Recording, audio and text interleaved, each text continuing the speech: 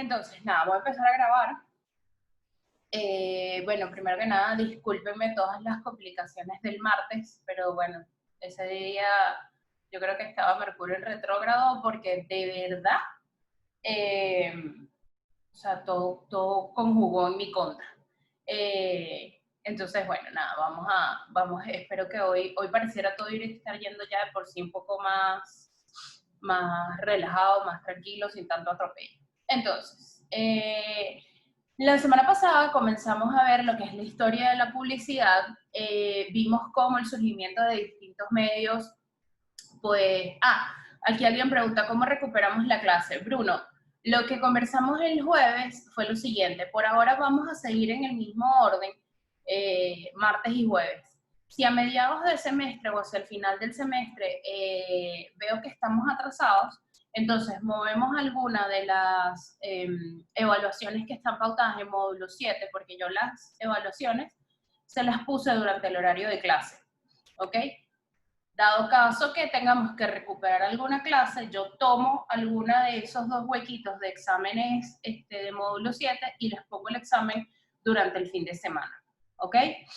Eso como opción 1. Como opción 2, también tenemos que yo dentro del plan de evaluación había dejado un hueco para recuperación de clase, tomando en consideración esto, que probablemente yo podría tener algún tipo de complicación con conectividad o algo por el estilo, porque bueno, es Venezuela. Entonces, esa opción también está allí, ¿ok? Pero digamos, por ahora vamos a seguir con el mismo orden y nada, cualquier cosa cuando sí creo que tenemos que recuperar, pues les voy avisando, ¿ok? Entonces, como les decía, la semana pasada comenzamos a ver entonces lo que es la historia de la publicidad en el mundo. Nos fuimos hasta los tiempos antes de Cristo y después de Cristo. Empezamos a ver la influencia que tuvieron los jeroglifos egipcios, por ejemplo, y conforme fue pasando el tiempo y la aparición de distintos medios masivos, cómo estos medios masivos fueron afectando o fueron creando lo que hoy en día son los conceptos de publicidad. Obviamente todo esto tiene un gran auge con todo lo que es el desarrollo tecnológico, con la revolución industrial, con el fin de la Segunda Guerra Mundial y el boom económico que se presenta en los Estados Unidos. Obviamente se empieza a masificar la producción de distintos productos, valga la redundancia, ¿ok? Se comienza a generar esta idea del sueño americano y en consecuencia, pues las personas comienzan a tener o los productos comienzan a tener mercados muchísimo más amplios en los cuales tienen que comenzar a competir entre unos y otros y empiezan a ver cómo pueden de una forma u otra influir en esa necesidad de compra que tienen las personas, ¿ok? También hemos ido viendo cómo ha ido cambiando la estética publicitaria. Empezamos a ver ilustraciones bastante recargadas, no eran elementos fotográficos, sino eran fotografías retocadas o en sus inicios meramente ilustraciones y pinturas que prácticamente eran obras de arte, donde había copies muy largos. El copy era bastante preponderante porque se le daba muchísima importancia a lo que era el selling de ventas, a la propuesta única de valor, a todas esas cosas que poco a poco vamos a ir viendo, ¿ok?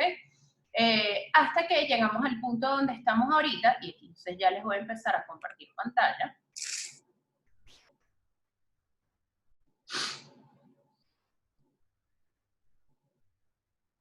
Ok, ¿ven la pantalla? Por si avísenme.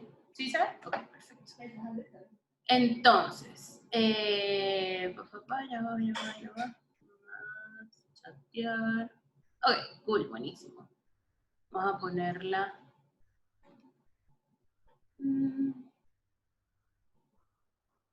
Ya, ok.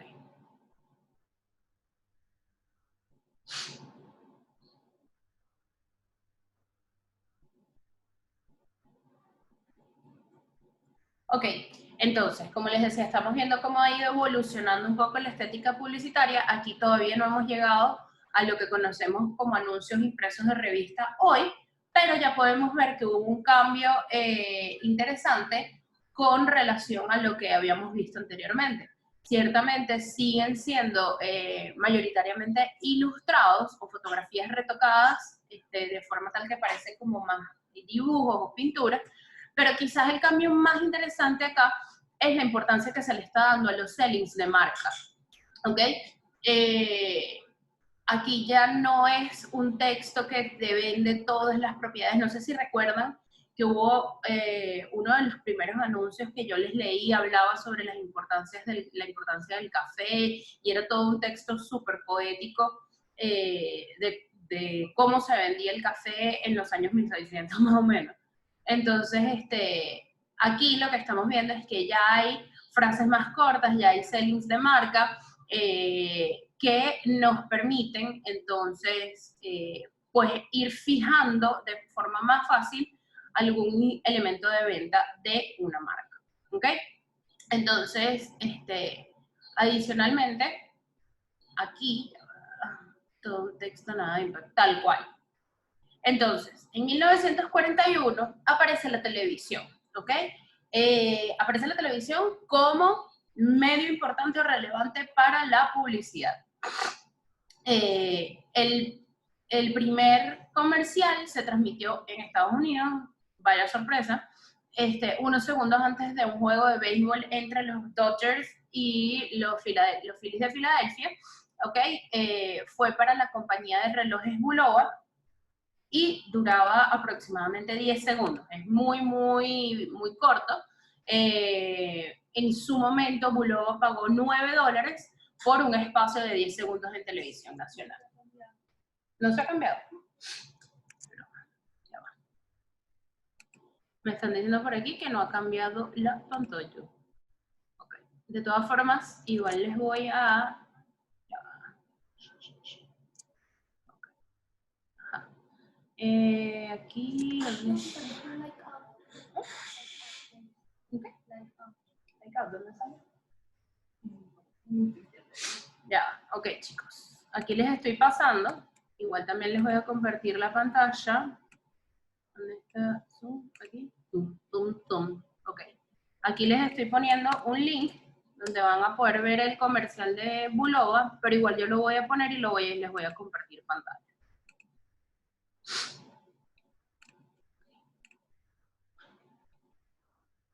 A ver, a ver, a ver, a ver. Ajá, aquí, chatear. Ajá. Ahora sí. Ahorita es que aparece. Ok. ¿Ya se ve YouTube? No. Sí. Sí, ok. Ajá. Entonces aquí les voy a poner para que vean el primer super comercial de televisión. Y después poner aquí a las 7:10.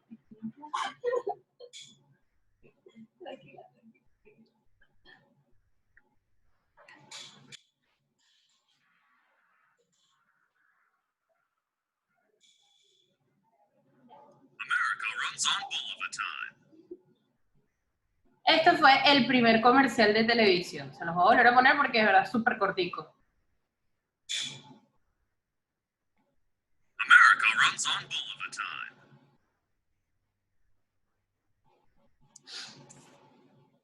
Ok.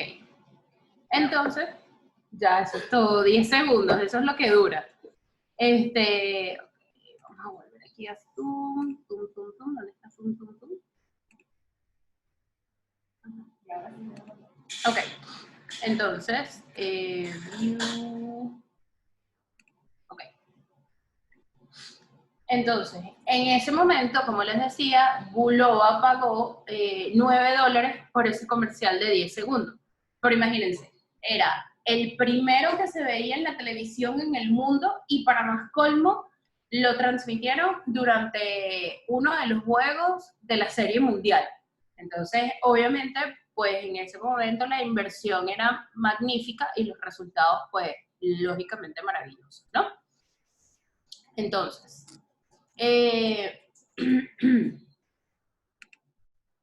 ok, con el surgimiento de los medios masivos o con la continuidad del surgimiento de los medios masivos, porque si se fijan dice parte 2, al llegar a la televisión y presentarse como una oportunidad de medio de publicidad, y como les decía, esto unido con el fin de la guerra mundial y el aumento en el poder adquisitivo que tenían los consumidores, entonces obviamente crece de manera casi que inmedible la publicidad, ¿ok? Al punto de que durante los primeros años de la publicidad, las marcas, profe, hay personas en la sala de espera, ok, ya los estoy aceptando. Listo. Ajá. Al punto de que las marcas entonces patrocinaban programas de televisión y programas, especialmente programas de concursos. Incluso habían lugares o espacios con nombres de marcas. Entonces estaban por lo menos el teatro de televisión Kraft, el Colgate Comedy Hour, el Coke Time, que era de Coca-Cola. Pero esto se detuvo porque se generó una grandísima polémica entre todos los televidentes, porque se corrió una bola o la gente se enteró de que las marcas estaban manipulando los resultados de los programas. Cuando hablamos de los resultados, hablamos tanto de los resultados en términos de las competencias, como de los resultados en términos de view, de porcentajes de share, de sintonización, etc. Entonces, bueno, pues las personas obviamente dejaron de sentir confianza en relación a estos programas y se dejaron de producir este tipo de contenido de estos espacios y se empezaron a generar lo que conocemos hoy como cortes comerciales, entendiendo a estos 5 minutos de espacio publicitario que hay entre cada bloque de programación. Y bueno, obviamente estos espacios se empezaron a ser comercializados, ¿ok? Y bueno, otra consecuencia que tuvo la aparición de la televisión es el desarrollo de las mascotas, entendiendo mascotas como estos personajes que representaban a cada marca. Por ejemplo, el tigre Tony, el elefante de Choco Crispy, el muñequito de Michelin, todas esas marcas que tienen como un muñequito que lo representa, pues muy probablemente son de los primeros años de la publicidad y traen esta mascota o este personaje, ¿ok? Y el objetivo de ellos es, obviamente, pues personificar la marca, que es algo que vamos a ver un poco más adelante, que es un elemento que sigue siendo muy importante, ¿ok? Y que buscaba generar conexión con los consumidores, ¿ok? Además, allí también se le comienza a dar mayor fuerza al tema de los influencers, que es el uso de las caras de famosos para respaldar o dar veracidad a algún producto. ¿Ok? Recuerden que ya habíamos visto que, por ejemplo, un actor de cine mudo había hecho ya de influencer para una marca de cigarrillos, ¿ok? Y eso fue una práctica que se ha ido manteniendo hasta el día de hoy, hasta las redes sociales, obviamente todos sabemos ese tema de los influencers, ¿ok?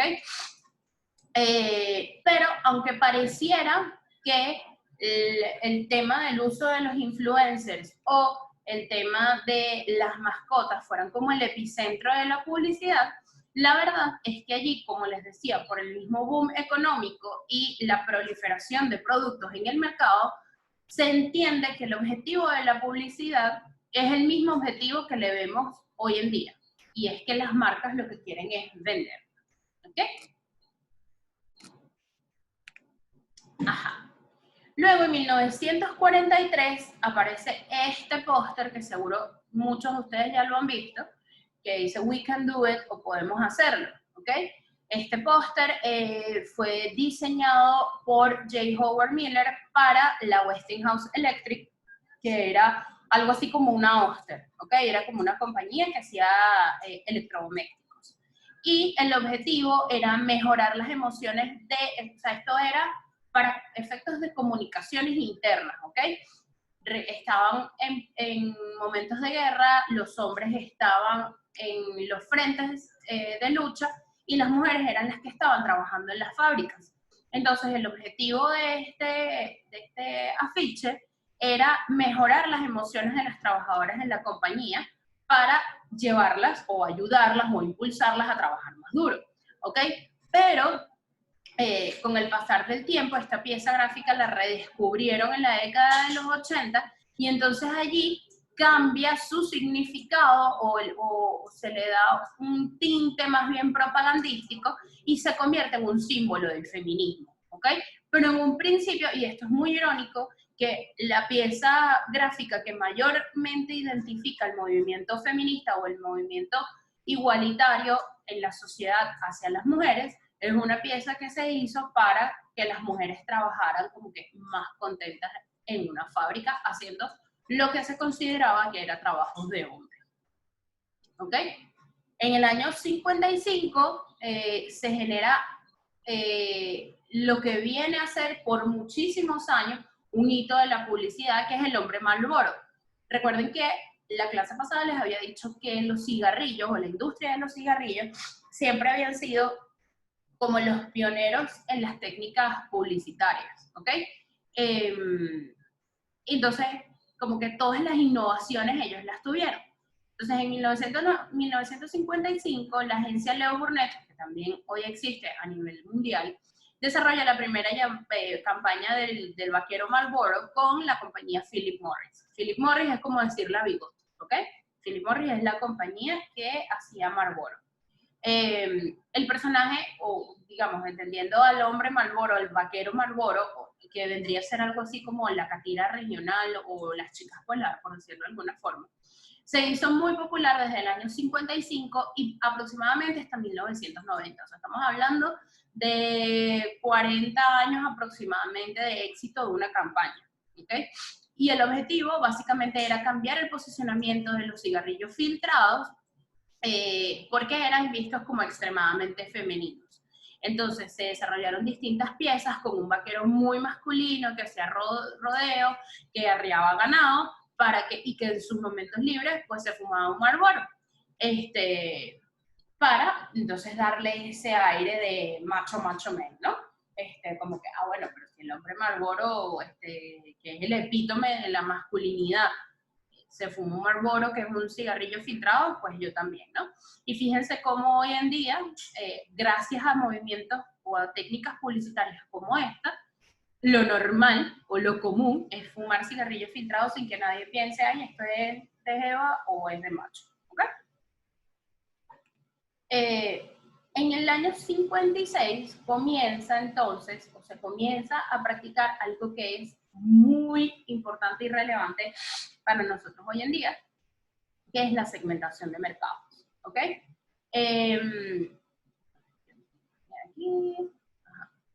Entonces, hasta los momentos, el desarrollo de los sectores industriales pues le dio origen a las estrategias de producción y marketing en masa, ¿ok? Estas estrategias estaban netamente orientadas hacia el producto, hacia buscar cuál era esa característica del producto que queríamos posicionar o cuáles eran esas características, y generalmente se hablaba más que todo de características funcionales, y entonces se buscaba también, cuando hablamos de estrategias de producción, se buscaba también la reducción de los costos de producción, ¿ok? El tema de la satisfacción de las necesidades del consumidor, pues no era el foco en ese momento. Y entonces, porque se tenía o se partía de la idea de que todos los compradores tenían necesidades y preferencias similares. Es decir, para ellos no importaba si yo, que tengo 35 años y vivo en Caracas, tengo exactamente, y está haciendo en promedio de temperatura 27, 28 grados, yo puedo tener exactamente las mismas necesidades que una mujer de 58 años que vive en Santiago de Chile, que está pasando por pleno verano, y también las mismas necesidades que una mujer de 26 años que vive en Canadá, que está empezando pleno otoño o invierno, ¿ok? Lógicamente, y eso para nosotros hoy es súper obvio, que no tenemos las mismas necesidades, ¿ok? No tenemos las mismas preferencias y, bueno, obviamente no tenemos los mismos productos disponibles en el mercado, ¿no? Pero bueno, básicamente en ese momento se consideraba que todos los compradores teníamos las necesidades y las preferencias similares. Es decir, si la Banzan sacaba un limpiapiso con olor a bebé, bueno, es porque todas las mujeres queríamos que oliera a bebé. ¿Y qué pasa si mi olor a talco me da alergia? o prefería, a mí me gustan más los olores cítricos. Eso no era algo que se estaba considerando, ¿ok? Pero bueno, conforme los procesos de producción se hicieron más flexibles y aumenta la demanda en el mercado, entonces las marcas identificaron que existían necesidades específicas para ciertos grupos de consumidores, ¿ok? Y entonces fueron capaces de comenzar a desarrollar lo que se consideraba la oferta adecuada o la propuesta adecuada para cada uno de estos grupos o subgrupos. Y entonces allí se comienzan a desarrollar lo que son las ventajas competitivas en relación a, valga la redundancia, los competidores. Es decir, las marcas empezaron a buscar qué es lo que me diferencia a mí del otro, porque la gente me va a comprar a mí y no va a comprar al otro, ¿ok? Y entonces de esta manera surge la noción de segmentación de mercado, para poder llegar de una forma más directa a los consumidores que pues cada vez se volvieron muchísimo más exigentes en los gustos y en los requerimientos que le estaban haciendo al mercado. Para el año 1957, David Ogilvy se le otorga a David Ogilvy, que Ogilvy también es una agencia que existe hoy en día, el nombre como de padre de la publicidad al desarrollar el siguiente titular para Rolls-Royce, ¿no? Y fíjense que aquí volvemos a ver un cambio en la estética, ya aquí hay fotografía, pero como esto no era un anuncio per se, esto era un insertado dentro de un artículo de una revista, ¿ok? La idea no era venderlo como un ad impreso, ¿ok?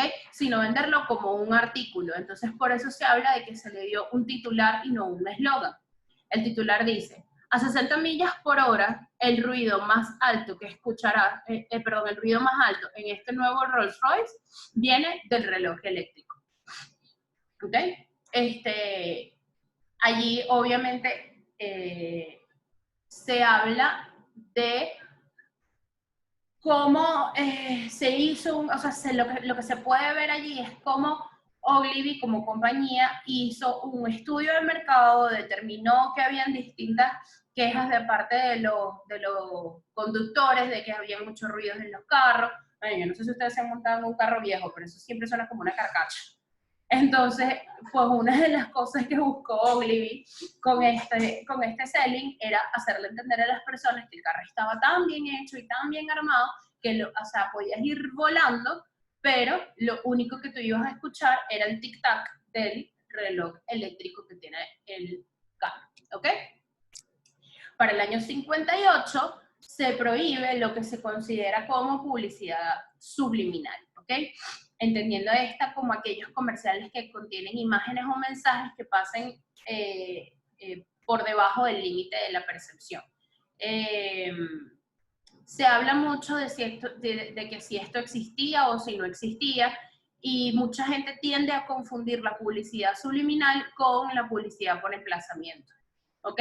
La publicidad por emplazamiento es, como les decía el otro día, cuando ustedes ven, por ejemplo, una película y de repente sale Anne Hathaway que abre la cartera, saca el estuche de maquillaje y resulta que te la enfocan y el estuche de maquillaje y la broma del polvo a la cara es de MAC. O cuando es una escena de una oficina y la gente está así escribiendo y hacen un zoom a la pantalla y se ve el logo de Apple, ¿ok? O ese tipo de cosas. O cuando alguien está tomándose un refresco y se ve perfectamente el vaso de Coca-Cola o de Pepsi, eso es publicidad por emplazamiento. La publicidad subliminal es cuando se habla o se consideraba que aquello que tú no ves se te marca, se te graba mucho más fácil, ¿ok? Entonces, ¿qué pasaba? Según dicen que muchas marcas, porque la verdad es que hasta ahora no ha habido pruebas fehacientes de esto, pero se dice que muchas marcas lo que hacían era insertar cuadros de menos de un segundo de duración entre las distintas, bastante de moda, sí, tal cual. ¿Cómo se dice? Ya va, se me movió la pantalla. Bueno, igual se los dejo allí mientras termino este punto. Entonces se decía que, bueno, que de repente nosotros estábamos viendo, no sé, Dumbo, por decir algo, y entonces entre todos los cuadros de Dumbo, de repente, de manera imperceptible a nuestro ojo, había un letrero, un cuadro, que era una publicidad de Coca-Cola, ¿ok? Y entonces en ese momento tú ibas a decir, ay, tengo como sed, me quiero ir a tomar una Coca-Cola, ¿ok? Pero todo eso supuestamente venía inducido por un cuadro que estaba metido entre los cuadros de la película y que era imperceptible al ojo de la persona que estaba viendo la película, ¿ok? Entonces, importantísimo que tengamos clara cuál es la diferencia entre publicidad por emplazamiento y publicidad subliminal. Y lo que quedó prohibido en el año 57 fue la publicidad subliminal, ¿ok? Como les dije antes, entonces, durante los años 50, vemos entonces nuevas estéticas publicitarias, ya aquí la fotografía es muchísimo más relevante, ciertamente sigue teniendo un poco, si ven esta de Tide aquí, o esta que tenemos aquí de Miracle Whip, siguen teniendo algunos elementos ilustrados, ¿ok? Pero ya sigue la parte fotográfica es cada vez más importante y el texto, por ende, cada vez más pequeño, ¿ok? Además, se comienzan a trabajar con estos nuevos layouts donde, digamos, bueno, pues tienes layouts en diseño, ¿ok? O la disposición de los elementos en el espacio, ¿ok? Fíjense que antes todo era como muy derechito y muy cuadriculado, y aquí empezamos a ver imágenes torcidas. Fíjense que por lo menos en el detalle hay un cuadrito torcido, en el de Miracle Whip también hay como una etiqueta torcida junto con el potecito del Miracle Whip tal cual. Entonces ya empezamos a ver otros elementos y otras cosas que se parecen más a lo que nosotros tenemos hoy en día, ¿no? Luego, en el año 59, una agencia que también existe hoy en día, que es DDB, cambia lo que se conocían para ese momento como las reglas del juego, ¿no? Y quizás una de las campañas más relevantes o más identificables de la estética de los años 50 fue esta campaña de Think Small o Piensa Pequeño, que DDB desarrolló para Volkswagen. Y de hecho, esta campaña fue considerada como la mejor campaña del siglo según la revista Advertising Age. ¿Por qué? ¿Por qué fue tan importante y por qué fue tan relevante y por qué fue la mejor campaña del siglo? Porque, bueno, básicamente buscó y logró responder la pregunta de cómo cambiamos la percepción tanto de un producto como de un grupo completo de personas. ¿Y por qué un grupo completo de personas? Volkswagen es alemán. ¿Y qué había pasado con Alemania? Segunda Guerra Mundial, nazi, Hitler, quema de judíos, y acuérdense también que en Estados Unidos hay una gran cantidad de población judía. Entonces, obviamente, el rechazo que tiene Estados Unidos hacia los alemanes es grandísimo, ¿ok? Entonces, ¿cómo podía hacer esta campaña para no solamente cambiar la percepción de que el carro es chiquito, porque aparte también, si se fijan, la otra campaña que vimos de carro era de Rolls-Royce, que era un carro, siempre ha sido un carro muy grande, ¿ok? Entonces, ¿cómo cambio esa percepción de que sea un carro pequeño, pero que además es alemán, ¿ok? Entonces, pues obviamente, en ese momento, como les decía, los americanos eran muchísimo más propensos a comprar carros grandes, y ya habían pasado casi 15 años del fin de la Segunda Guerra Mundial. Entonces, pero igual había un rechazo a los carros alemanes, ¿ok? Entonces, con esta campaña los creativos pues apelaron directamente a las expectativas de la audiencia. Y básicamente lo que dijeron, ¿piensas que soy pequeño? Sí, soy un carro pequeño. Nunca intentaron hacerse pasar por algo que no eran, y los consumidores, desde siempre, y hoy en día más, reconocen y aprecian la honestidad que les dé una marca, ¿ok? Esta campaña fue creada por Bill Bernbach y se convierte en la líder de la revolución creativa al ser la primera que se trabajó con los parámetros actuales, donde se crean duplas creativas entre un director de arte y un copywriter dentro de la agencia, ¿ok? Ok. En el año 60, pues comienza lo que fue la era dorada de la publicidad, gracias bueno, sigue creciendo el capitalismo en la sociedad, y a que gracias a la publicidad se le da un giro comercial en donde ahora lo que las marcas buscan es generar la necesidad en el cliente para satisfacer su necesidad con mi producto. Yo aquí tenía el video, pero se me olvidó buscarles el link, si no se los paso ahorita por WhatsApp para no pararme y buscarlo. Yo no sé si todos tuvieron la oportunidad de ver la película El Lobo de Wall Street, pero en esa película, al final ahorita les busco el link para que lo veamos, después de que pasan muchísimas cosas y de que el personaje de Leonardo DiCaprio tiene unas subidas y bajadas económicas muy altas, al final, en la película, él como que se vuelve un speaker publicitario, ¿no? Y le dice, le empieza a decir a la gente, en una de sus charlas, le preguntan, pero es que, ¿cómo lograste tú ser tan bueno en lo que estás haciendo? ¿Ok? Y él dice, porque es que yo supe cómo generarle la necesidad a los clientes para yo poder satisfacer su necesidad. Y entonces, ¿pero cómo lo haces? Entonces él se saca el bolígrafo y le dice a alguien, véndeme le dice a uno de los tipos en la agencia, en la audiencia, perdón, véndeme este bolígrafo.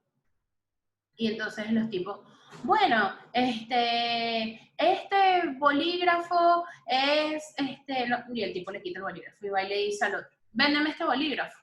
No, bueno, el bolígrafo que es ergonómico, le quita el bolígrafo, véndeme este bolígrafo. Y así va con varios, hasta que alguien le dice, le